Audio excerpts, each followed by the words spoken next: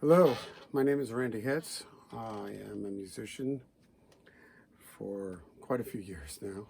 I play bass as well as guitar. I'm making this video because I was trying to set up Grandmeister 40s in a stereo configuration and was having a hard time finding enough information to wire it for my needs. There are things online that show people taking two heads and taking stereo effects, whether they be a pedal board, which I'll show you here in a few minutes, and taking the outputs and just going straight to the inputs on the amplifier, or going into effects returns on heads via the front end of your pedal board, where you plug the guitar in and then the effects go out the back and into the returns. And none of those configurations were working for me because I use a volume pedal that pulls my entire signal out, whether I'm on clean or distortion or anything else, and I want to be able to make sure everything goes silent and flows the way it's supposed to flow. The Grandmeister 40s have some trickiness to them when it comes to the MIDI, when you're using the WMI1 interface for iPad, which I will go through in these videos, and how everything is wired and how everything gets controlled is a little tricky. Thus, I'm going to make these videos. Basically, for today's, whenever you're looking at this video, these two Grandmeister 40s are going into an Avatar cabinet with a pair of Celestion Vintage 30s. So when you hear the audio later, you'll know what was being generated, what cabinet that is for the rig. Basically, I came from a full rack system that was very large. It's more designed for concert systems and concert gigs, and not really for smaller stuff, which is what I pretty much do now. And it was too big to lug around. Thus, I went down to smaller heads, and the Grandmeisters are really a great size, great tone, and my pedal board is the only thing that's a beast these days.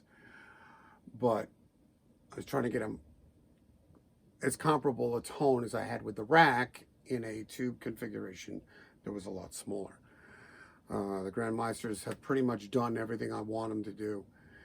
I was running one of these heads in mono for over a year and a half and had great results with it. But when I went to go stereo, that's when the problems arose. So I'm going to show you real quickly my pedal board. Basically, what I do, and this is probably going to be a lot bigger than most people's setup. So basically, real quick, without killing everybody's brain, my input signal comes here. I've got my wah, my Digitech wah, that goes out to this SP compressor. Now, some guys want to know what you should put where. I always put my wahs before my comp, because whenever anybody in the world has ever used a wah, if you know, when you engage it, the volume on your rig like doubles. Putting these before will keep the signal path level without screaming, and it's just smooth as silk. That SP compressor is worth its weight in gold. If you can find one, they don't make them anymore, I don't believe, and they're amazing. They sound great, they're really clear, and they work great. This piece right here is an aluminum Falcon, which is great because for hollow bodies, I have a Gretsch, and it's the perfect overdrive for a hollow body. It keeps the guitar in good spirits and behaving, when most distortions will just make the hollow body squawk and just, you know, get out of control. That context reverb was the original reverb in my mono rig. It goes out to a Y box here, an ABY. That is my front end signal chain that goes to the inputs of my amplifiers.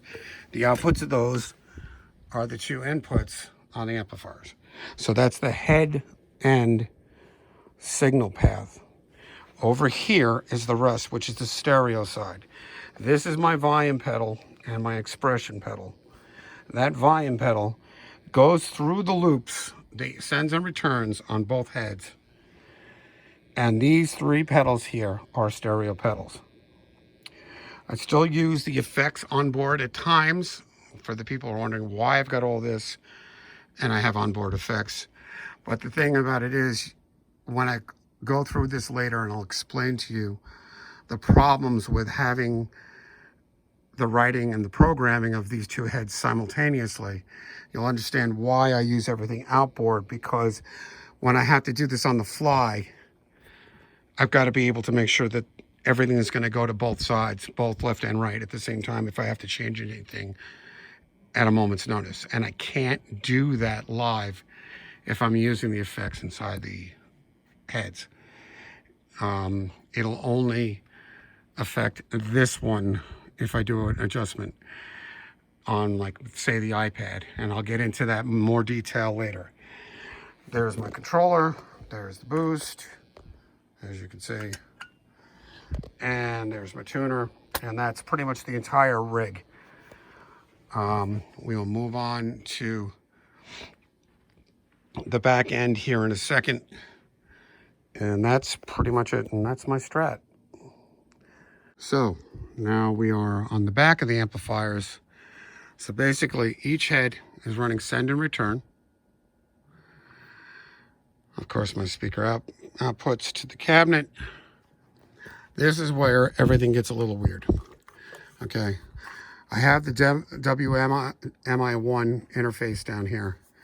And the way this works, these are 5 and 7 pin configurations on these heads. The WMI has to go on an in on one and on the out on the other head.